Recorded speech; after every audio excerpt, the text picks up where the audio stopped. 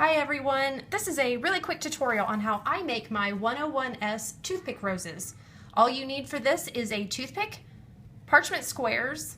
I use a Wilton 101S tip, which is just like your 102s, 103s, 104s, except it's an S, which means it's smaller.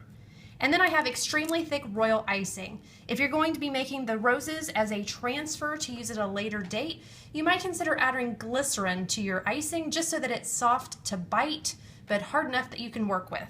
Okay, all you're going to do is take your toothpick in your fingers.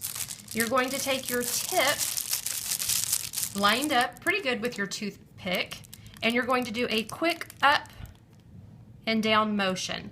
This is going to become the center of your rose. Now we're going to work on the petals.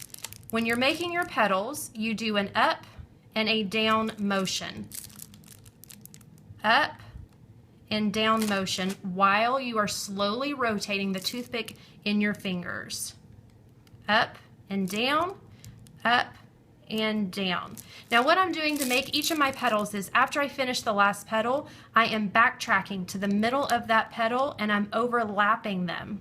And I'm going up and down like a little rainbow.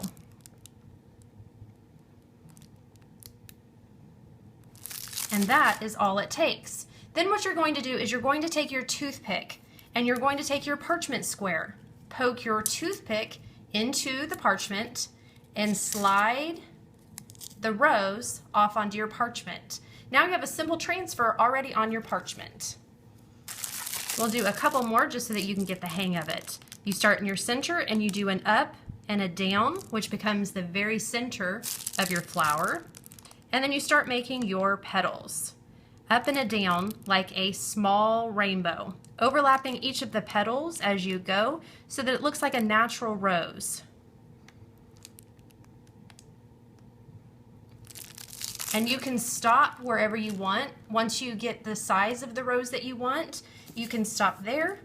You poke it into your parchment and you slide it off.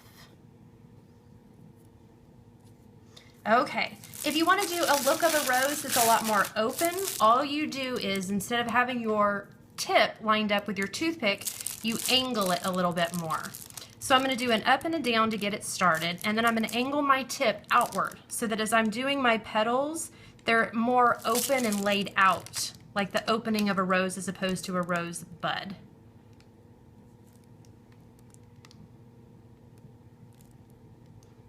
On these, I still continue to go back behind my last petal, overlapping each one as I go. So there's a version of a much more open toothpick rose. Okay, and we'll do one more. Once again, you start in the center and you do a quick up and a down without having to rotate your toothpick at all. You don't start rotating your toothpick until you do the petals.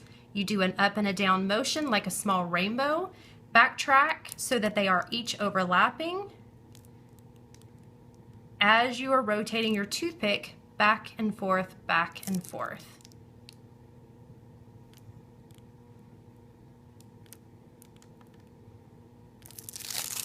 And that is all there is to it. Here are the examples of the other roses. And that's a toothpick rose.